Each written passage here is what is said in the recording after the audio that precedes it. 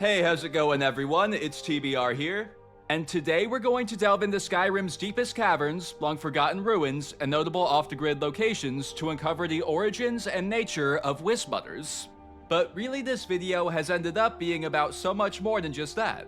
I researched everything there is about Wispmothers, and the theory that I ended up with in the end entails that they are connected to quite a few subjects throughout Elder Scrolls lore. In fact, I believe that all of Skyrim's exclusively female creatures not only have hidden ties to each other, but also to the divine identity of the planet Nirn itself. Or should I say, herself. And we're not done. I also believe that the Restoration School of Magic has a very strong affiliation with all this as well. I totally get it if you're skeptical, and if you're not convinced by the end, then feel free to air whatever grievances you have in the comments. But I'm confident that by the end you'll be convinced of most of what I present to you here, and also that you'll just be glad that you watched because what I found is really very fascinating stuff. And it has significant implications on the lore. To kick us off, let's cover some basic information about Wispmothers. One thing that lots of fans agree on is that there are very clear ties between Wispmothers and Snow Elves. They're pale with pointed ears, characteristics that bear a resemblance to the Snow Elves from Dawnguard, Gelebor and Verfer. There's even some lore that outright makes this connection between Wispmothers and Snow Elves for us, such as the book The Wispmother, and many Wispmothers are found in places that have ties to the Snow Elves. In ancient times, the Snow Elves waged war with the Atmorans of old, which are sometimes called the Ancient Nords. In the end, the Snow Elves were defeated badly. They then sought refuge with the Dwemer, the deep elves of Skyrim's underground caverns. The Dwemer somehow twisted the poor Snow Elves into what people of modern Skyrim refer to as Falmer, wicked feral mer that still dwell in Skyrim's deepest caverns. And Wispmothers are almost always found inside or nearby to Atmoran or Dwemer ruins. So all things considered, it seems like Wispmothers were once Snow Elves. It's also important that we note that they are exclusively female, yet there are female Falmer. So not all Snow Elven women became Wispmothers, a select few did. Let's discuss their locations in Skyrim a bit further. The only thing of note when it comes to their locations is that they never seem to be far away from either Dwemer or ancient Nordic structures, and both these cultures have historical ties to the Snow Elves. However, they don't seem to be stuck in these spots. The book Lost Legends claims that there was a time that the Pale Lady could move freely through the Drakmir Marsh. Also, they can be found outside of Skyrim in ESO.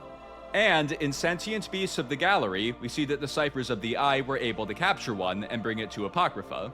So a key question we should have in mind throughout this video is why are Skyrim's Wispmothers in these locations? Now let's discuss their dead or alive status. So a bit of a disclaimer here, a lot of the magical elements of what we're going to discuss in this video have changed from Oblivion to Skyrim. So just so you know, I'm going by the Skyrim rules, because that's what I think makes sense given that Wispmothers were introduced in Skyrim. So Wispmothers are one of the few beings that are not highlighted by either Detect Life or Detect Dead, and it gets weirder.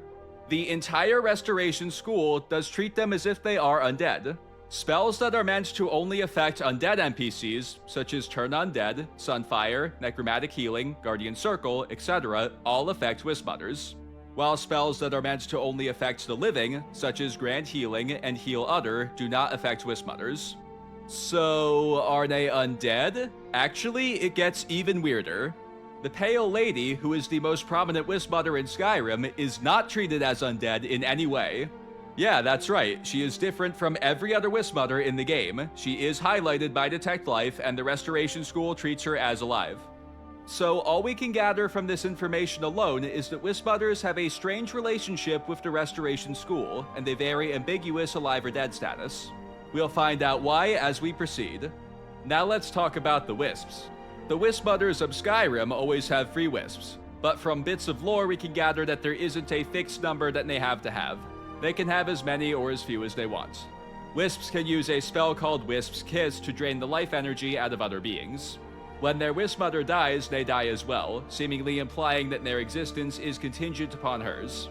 When they die, they become Wisp cores, which look like little balls of ice.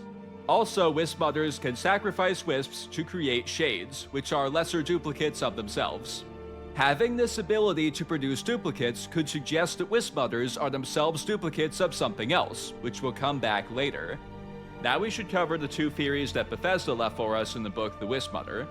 Master Sadran Serefi proposes they have achieved some form of lichdom.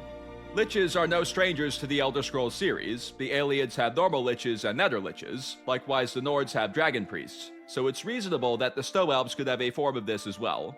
Also, lichdom is achieved by separating the soul from the body and often entails sacrificing others. Either of those things could explain the Wisps.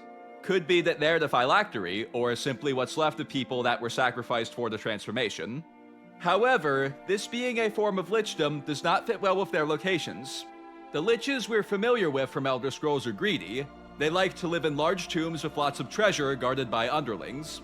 Wispmothers don't have their own tombs. They're found in or near structures built by their historic enemies. Thus, it seems unlikely that they chose these locations.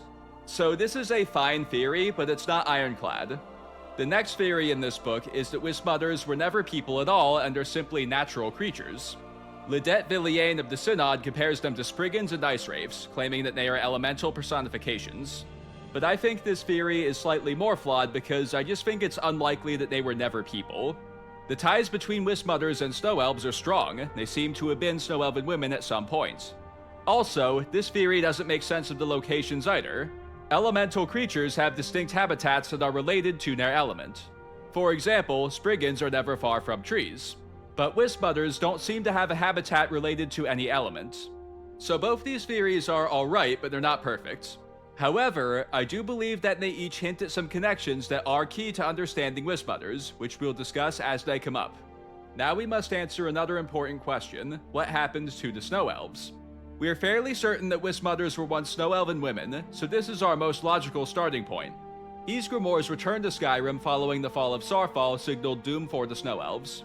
He and the 500 won battle after battle until it became clear that the Snow Elves had lost the war and needed to run. So they found refuge with the Dwemer colonies of Skyrim, and as the story goes, they were enslaved and eventually devolved into the vile Falmer that still dwell in Skyrim's Dwemer ruins in modern times. However, most theorists don't think that's the entire story. The most commonly accepted theory as to what happened here comes from the Epic Nate. I'll do a synopsis for those that aren't familiar with that video. Based on his findings, the Dwemer seem to have used the Snow Elves for an experiment with tonal architecture, which put simply is a way to manipulate Mundus, the mundane realm of the Elder Scrolls world where Tamriel exists, for the use of sound. You see, in Elder Scrolls there are these things called the Earthbones, which are like dormant gods, and they function as the laws of nature in Mundus. They're not quite what you would call sentient, but they can actually respond to certain sounds. The Dwemer meticulously experimented with this up until their disappearance.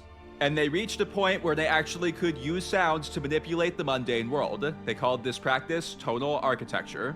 However, at this point in history, when the Snow Elves were driven underground, the Dwemer were still very much novices of tonal architecture. So, due to the Dwemer's inexperience in using this kind of magic at the time, this experiment went very poorly. They accidentally transformed the poor Snow Elves into the Falmer that we know from Skyrim. So that's a general synopsis of Nate's findings. The whole video is linked in the description below. But what exactly went wrong? Well, remember, the Earthbones are not quite sentient. They function very much like a low-level AI. Let's say I take out my phone and tell Siri to send Todd Howard this meme. She'd probably handle that with ease, but what if I had just said, send Mr. Howard this meme?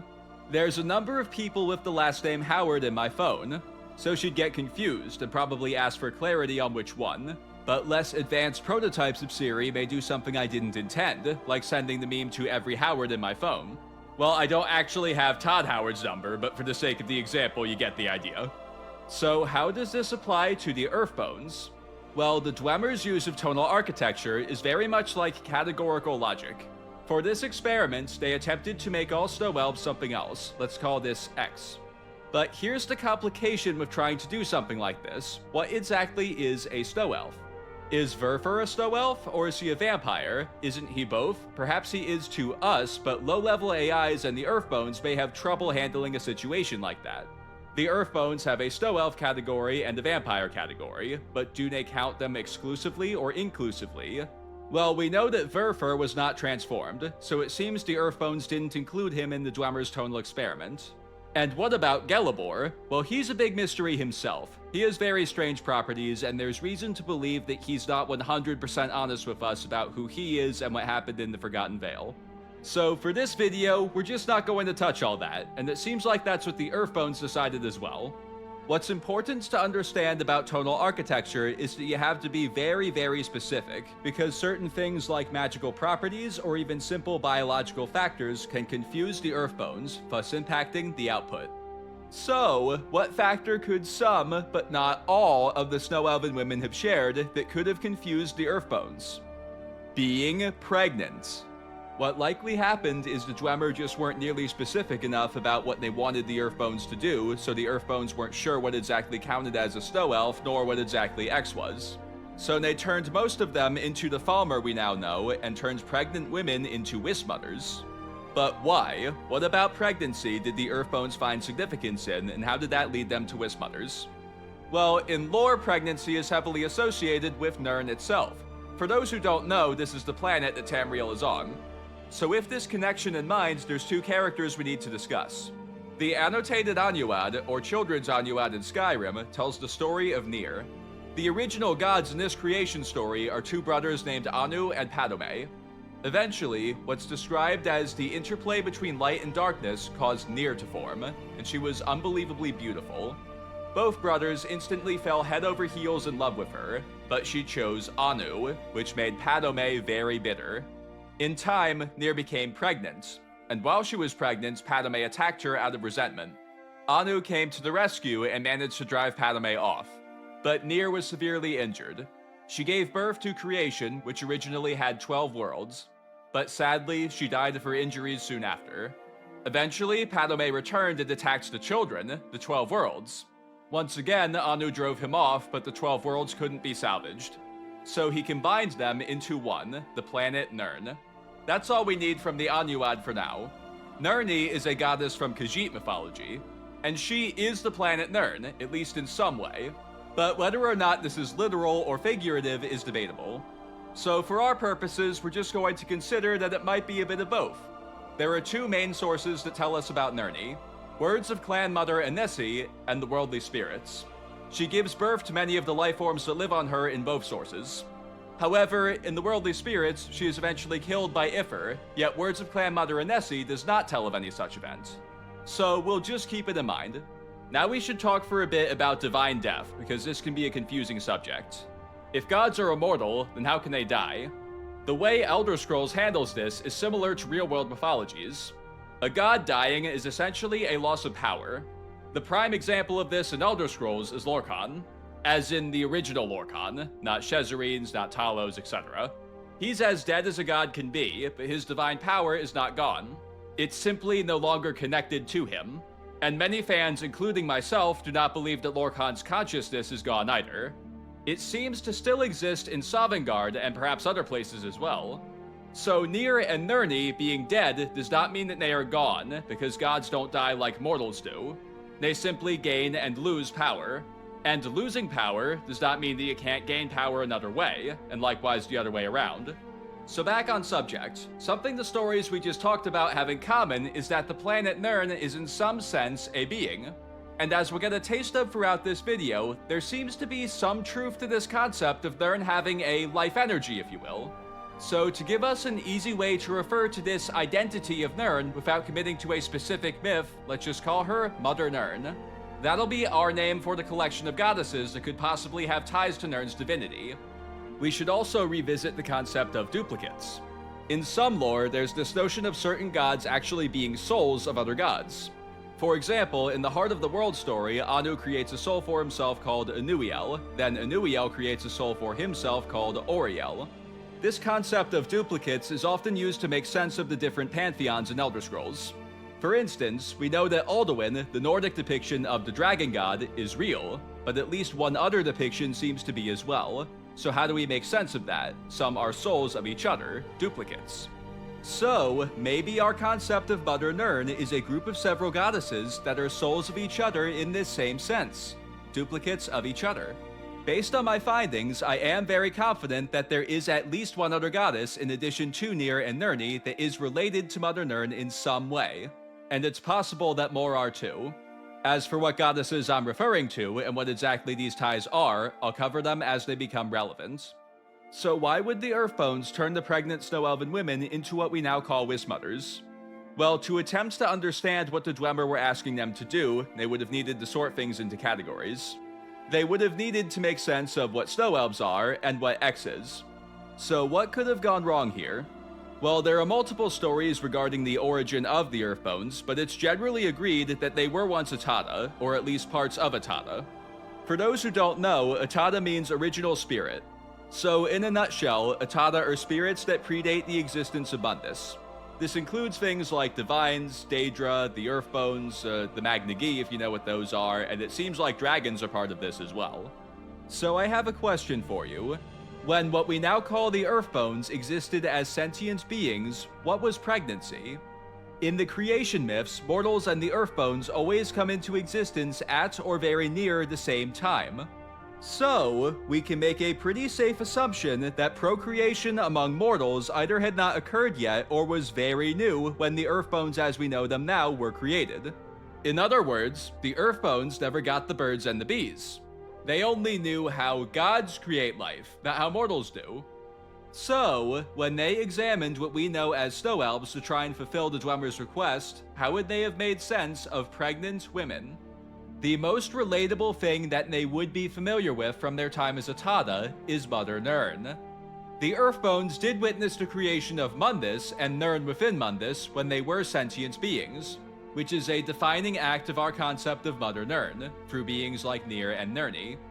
So, I believe that when the Earthbones were sorting the subjects the Dwemer presented them with into categories in attempts to understand what Snow Elves and X are, they came across pregnant Snow Elven women and concluded that they must be duplicates of Mother Nirn, in the same sense that Anuiel is a duplicate of Anu.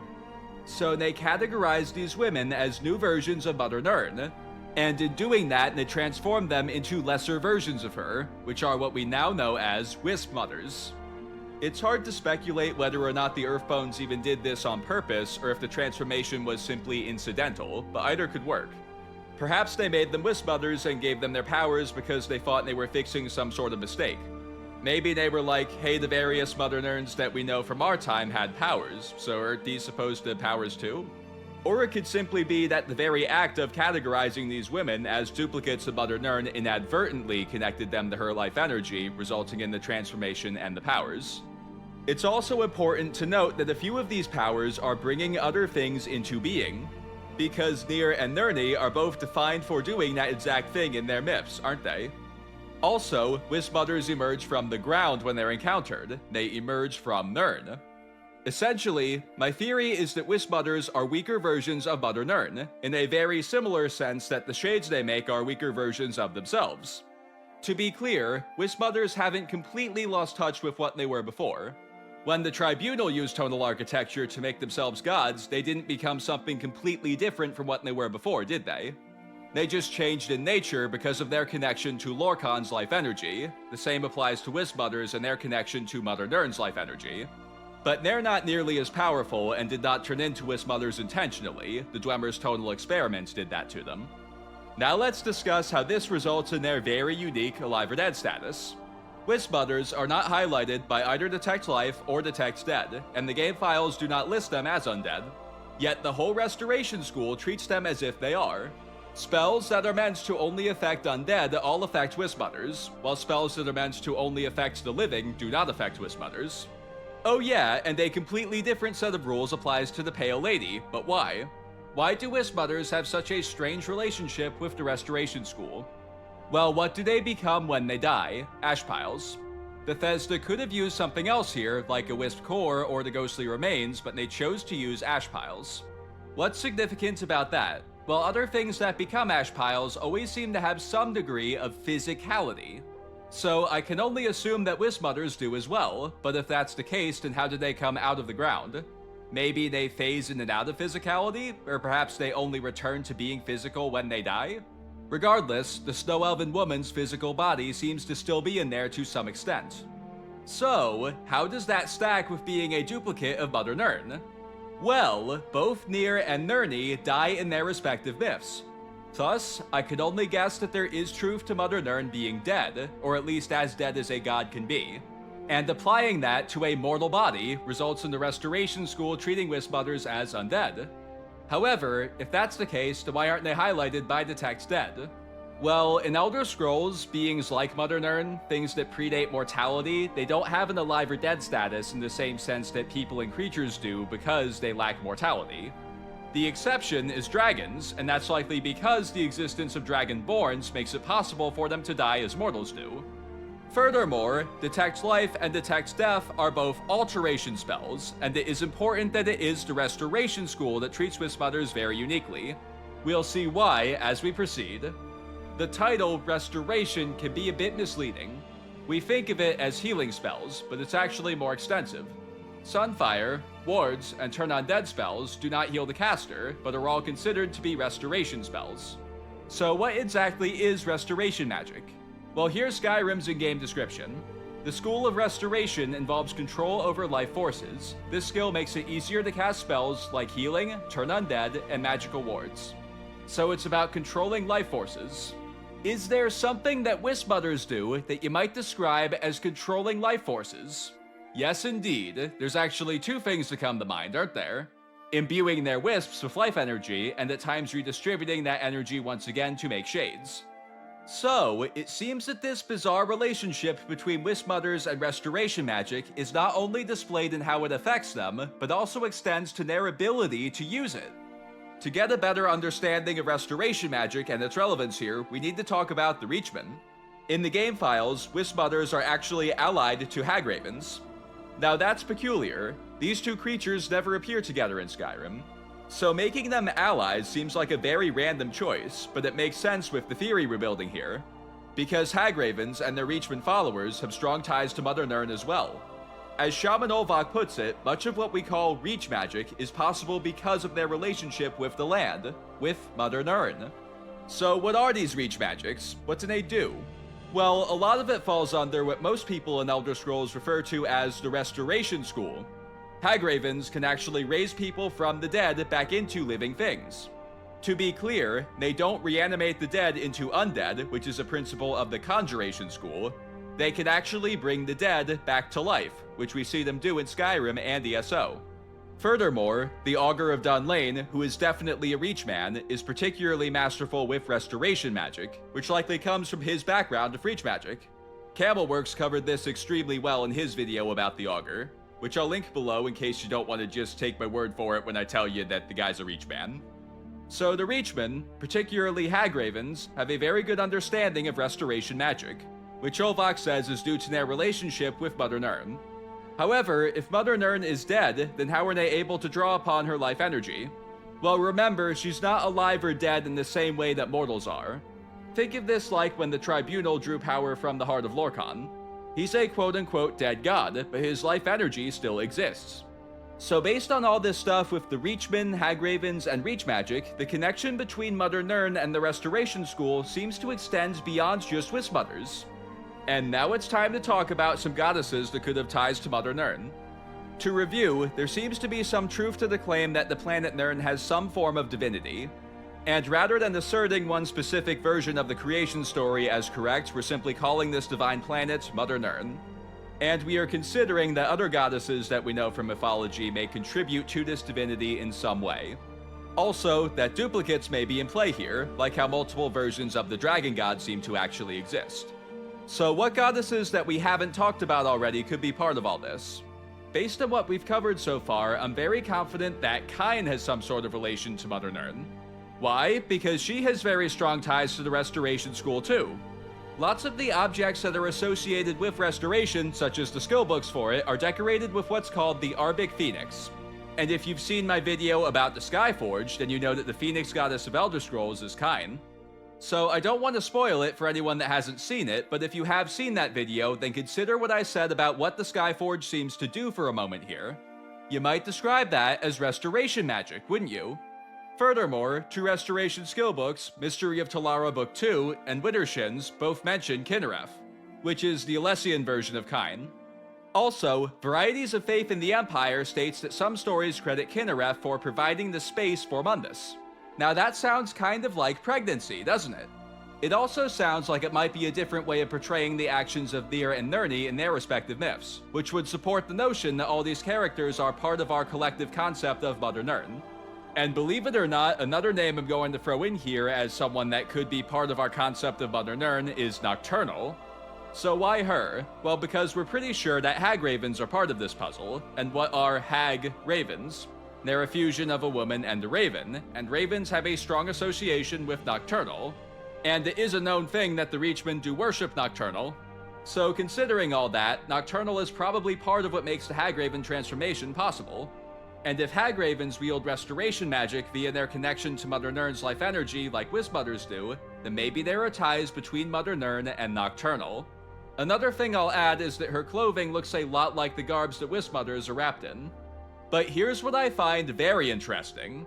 There's some lore that suggests Nocturnal could be the oldest of the Daedric princes, like Lilith's dialogue in ESO's Clockwork City expansion. She's commonly given the title of Urdra, and no one's sure of exactly what that means, however part of its meaning seems to be that she's extremely old. So, if Nocturnal is one of the oldest Atata, then is it possible that the character Nir from the Anuad is actually based on her? After all, the story of Nir is a story of two brothers that love the same woman and kill each other over her, and Nocturnal is depicted as this very attractive, extremely beautiful lady. And she's also associated with crows in addition to ravens, and crows are often affiliated with death, particularly a sad death. You know, like in films sometimes you might see a shot of a crow and the next shot will be something like a veiled lady at a funeral. So why does that matter? Well, maybe the idea behind this association between Nocturnal and crows is it's something she adopted as a way of honoring and forever mourning everything she lost as a result of the brothers feuding over her. So at this point, I'm not quite convinced that Nir is Nocturnal, but there is enough going on here to make me say that I think we're onto something. I definitely think there is a correlation between these two characters. And in the Anuad, Nir gives birth to creation, including Nirn. So for all the reasons I just covered, it's very possible that Nocturnal has ties to our concept of Mother Nirn. Now let's get back on subject. Mother Nirn, Hagravens, the Reach Magic, and the Restoration School all seem to be connected, which further solidifies the theory that we're building about Wispmothers. Someone made these creatures allies in the game files, which I think is unlikely to be a mistake given the other connections here. They both have unique ways of using restoration magic, and based on Olvok's dialogue, Hagravens seem to get their restoration abilities from their connection to Nirn's life energy.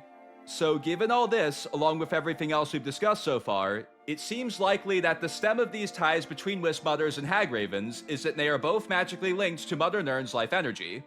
There's also something else they have in common that we haven't really addressed so far. They're both exclusively female, but why? Well, in lore, Nir and Nirni are female, and every goddess we've mentioned that could be related to our concept of Mother Nirn is also female. So Mother Nirn seems to be female, and my guess is that only other female beings can become linked to her life energy.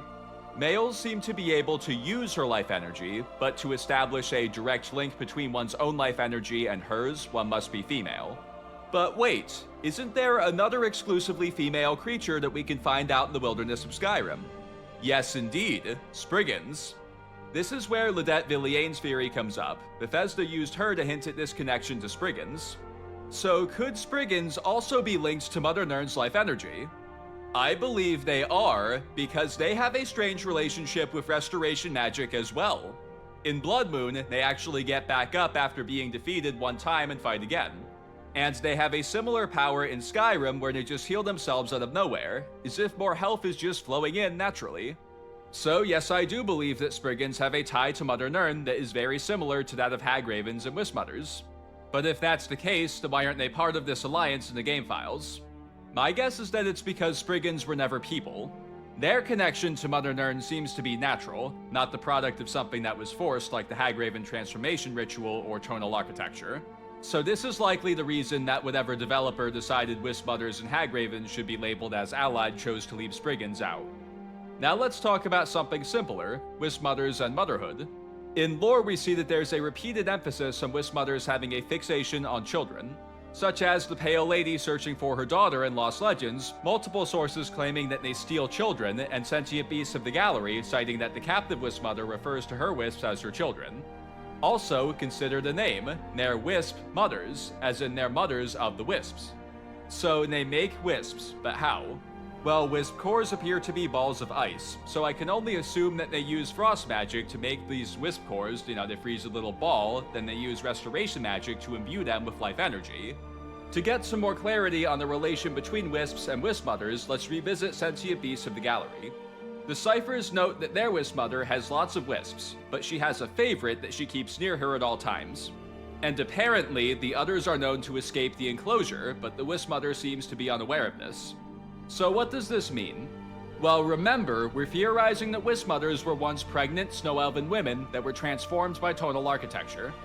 So the favorite is probably a wisp that she made from whatever became of the pregnancy after the transformation. But then what are the others? I can only assume that Wispmothers can use life energy that they take from other things to make more wisps. And that would explain why the captive Wispmother doesn't seem to notice when the other wisps escape the enclosure. Those ones aren't really as connected to her as the favorite is, so she doesn't really care what they do most of the time. Regardless, both the favorite and the others come from the Wispmother in some way, thus the term Wispmother. Furthermore, wisps die when their Wispmother dies. Their existence is contingent upon hers, just like anyone's existence is contingent upon them having a biological mother. Now let's think backward for a minute here. Some of you may already be thinking what I'm about to tell you, and if that's the case, well done. If wisps are little balls of ice, glow dust, and whatever else is in there that Wispmothers have imbued with life energy with their innate command of restoration magic, then is the planet Nirn Mother Nirn's wisp? Yes indeed, I believe that's right on the money. Let's talk specifically about the Anuad for a second here. In that story, the planet Nirn is either literally or metaphorically the child of Nir. So Nirn is a ball of physical matter that Nir imbued with life energy. Nirn is her wisp. But doesn't this mean that Nirni can't be real because in her story she is literally the planet Nirn? Well, remember, our collective concept of Mother Nirn may actually be multiple goddesses that are duplicates of each other. So Nirni could be a duplicate of Nir, which is like being her child, isn't it? Furthermore, this concept of Nirn being a wisp fits very well with Kyne being part of Mother Nirn as well, because she's all about the cycle of life. Things live, they die, then they're renewed into new life. It's essentially the planet Nirn's version of Wisp's kiss. Wisps take life energy from other beings, then their Wispmother redistributes it. Just like how things that live on Nirn die, then they're renewed into new life by the blessings of nature, aka Kyne. Next, let's cover wisp wrappings. These are of course the flowing strands of what appears to be clothing that wrap Wispmothers, which can also be used as an alchemical ingredient. But what do they actually do? Their effects are fortify carry weight, resist magic, fortify destruction, and restore stamina. So what's peculiar about this? Well, each of these effects have a way that they could more or less symbolize something pertaining to pregnancy. When a woman is pregnant, she must carry extra weight. Also, it's common for expecting mothers to experience nesting instincts. This can entail becoming protective, which a few of these effects could symbolize. But really, there's a lot of alchemical effects we can say that about, so I'm not sold on this notion that there is intentionality behind these effects, but I think it is likely enough to be right that I should cover it. Now let's circle way back to their locations throughout Skyrim. Why are Wispmothers always near Dwemer or Nordic structures? Well, the theory we've established can help make sense of it. The likely answer is that these places are simply where these women happens to be when the tonal experiment transforms them. If we take each location where a Wispmother can be found in Skyrim and think backward, we can come up with a feasible story as to why a Snow Elf would be there at that point in history. The ones in Nordic ruins could have been captives, and the ones in Dwemer ruins could have been refugees, and the ones out in the wilderness were probably on the run from the Atmorans and looking for places to hide. However, there's an issue we need to address. Wispmothers do not seem to be stuck in one place. From Lost Legends, we can gather that at some point the Pale Lady was able to wander the Drakmir Marsh, and from Sentient Beasts of the Gallery, we see that the ciphers were able to bring one to Apocrypha. So why would they stay in the places where they were transformed? Well, there isn't necessarily one sole reason for all of them, so I'll name a few. For one thing, where else would they go? The Snow Elven society was gone. And when you look like a ghost, it's not like you can just walk up to strangers and say, hey, can I live in this town?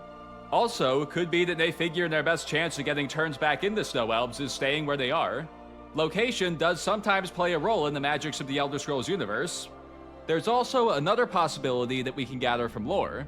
Many sources present Wispmothers as if they're ghosts, like when the first paragraph of the Wispmothers suggests that they take vengeance on those that wronged them in life.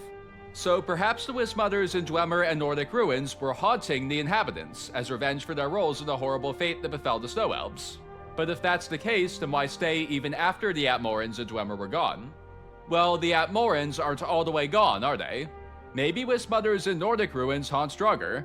And maybe the ones in Dwemer ruins are waiting in case the Dwemer come back. Another thing I'll add here is we're not really sure how Wispmothers experience time, so maybe they simply don't realize how long it's been since they were transformed. I've saved my personal favorite part of this theory for last. Why is the Pale Lady different from other Wispmothers? In contrast to other Wispmothers, the Restoration School treats her as alive and she is highlighted by the Detect Life spell.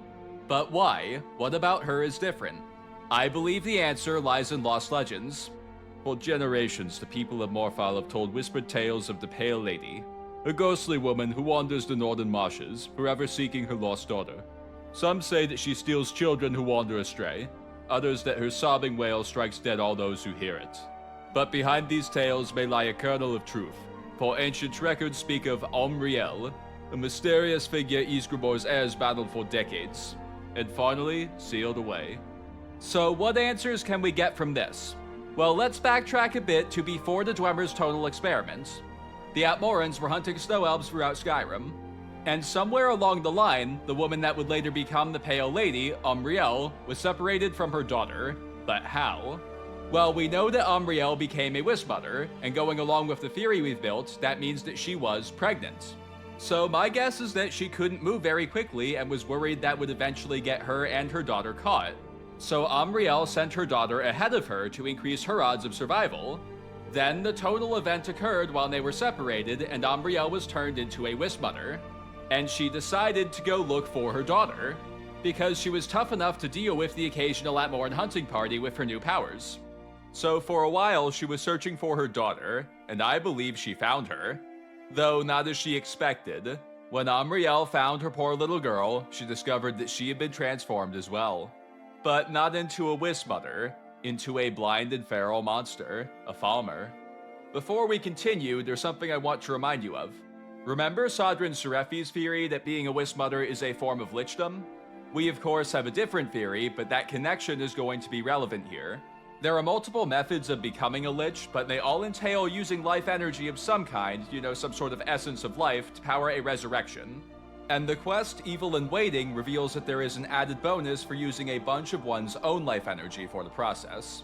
As Havnorak intends to use his own blood from before his death to enhance his powers somehow, but Valdar does not get specific about what the added bonus is beyond simply being more powerful. So back to Omriel, what do I think happens next? Sadly, while she was processing all this, one of her wisps got a bit too close and the Falmer attacked it. So the other ones came to its aid, and what do wisps do to hostiles? They absorb their life energy with Wisp's Kiss. So I believe that the Pale Lady's wisps killed her daughter, and by absorbing her life energy, they inadvertently restored the Pale Lady to a somewhat alive status, a Wispmother Lich. However, there's an issue we need to address here. The known liches we can encounter in Skyrim, otherwise known as the Dragon Priests, are counted as undead by every school of magic. So if the Pale Lady is a lich, then shouldn't she also be counted as undead? Well, she didn't just absorb any life energy, she absorbed her daughter's, which by heritage contained some of her own, and I believe that part of the added bonus to using a lot of your own essence to become a lich is that it can bring you all the way back to life. As in, not undead, fully alive, so you get the benefits that come with being an undead lich without the drawbacks of it, which is what it did for the Pale Lady. There's another character we should discuss to further cement this notion. Mannimarco appears in a number of Elder Scrolls games, and he's in lots of lore. Altogether, he's thousands of years old. Yet, he's seemingly died and been resurrected multiple times. The lore's explanation for this is that he's a lich. However, unlike the majority of liches that we know from the games, he never appears to be undead. He was heavily featured in ESO, but his last chronological appearance was in Oblivion, and Bethesda used an Altmer character model for him, not the Lich asset. So is he even undead, or is he somehow alive? Unfortunately, in Oblivion there was just one detect spell that didn't make a distinction between undead and alive, so that won't help us. There are turn undead spells, and they don't work on Mannimarco, which is something, but I think the best thing we have to go on is how Bethesda chose to present him to us, and he looks alive. In the lore, he's often described as a walking corpse, and there are ways that Bethesda could have made him look that way that wouldn't have been too much trouble, but they chose not to. So I think the most reasonable assumption is that he is alive.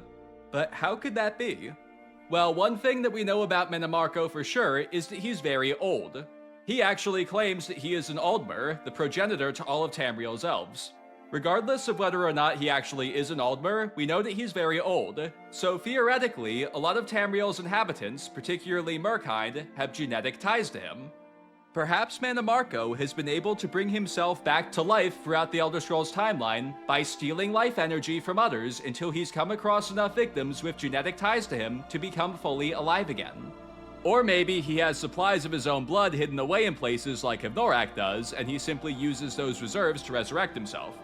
This is very speculative, but as of now I don't have a better explanation as to how he keeps coming back to life. And this method of coming all the way back to life by absorbing your own life energy does fit well with Havnorak and the Pale Lady too.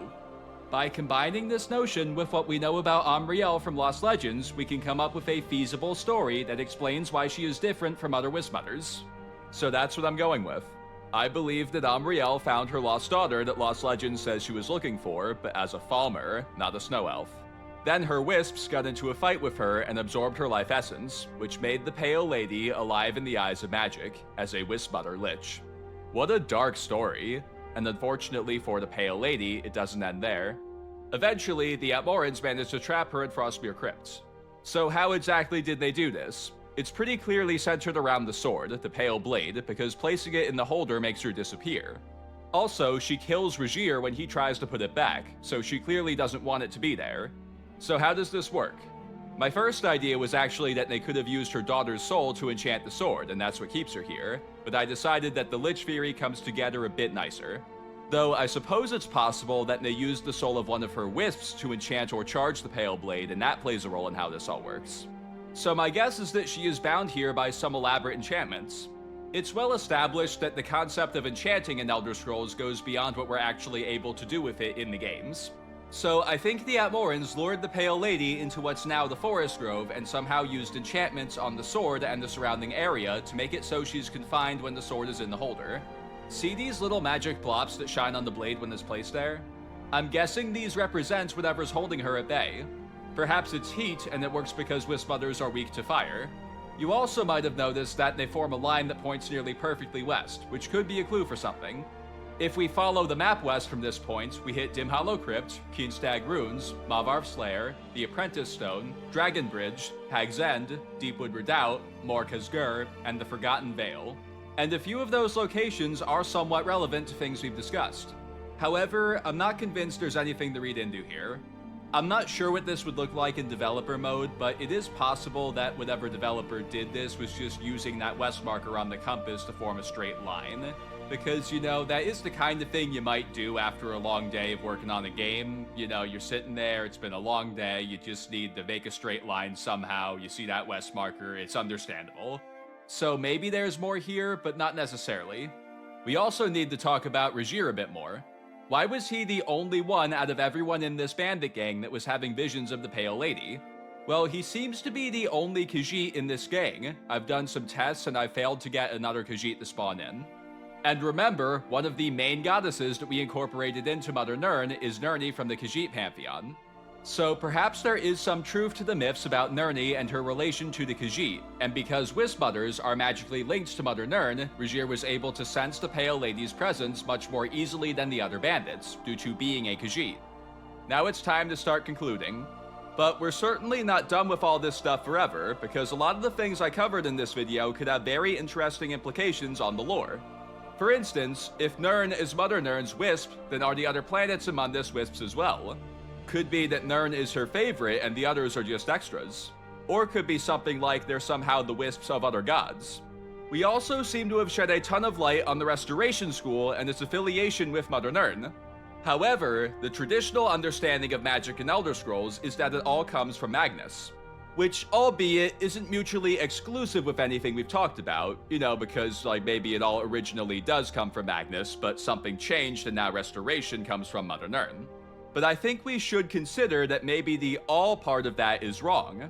Perhaps the Restoration School is unique because unlike the other schools of magic, it did not originate from Magnus, it always came from Nirn herself. The Restoration expert at the College of Winterhold is Colette Moretz. And her gimmick, the thing that you probably remember her for, is that she's always talking about how other members of the college treat her differently because of her focus on restoration. So could this be a subtle little hint that there is something that makes restoration different from the other schools of magic? I think it's very possible. We also noted that all this information about restoration and Mother Nirn seems to be tied to Skyrim's exclusively female creatures, but these are not the only exclusively female creatures in all of Elder Scrolls. There's Nereids, Harpies, and come to think of it, I don't think I've ever seen a male Wings Twilight.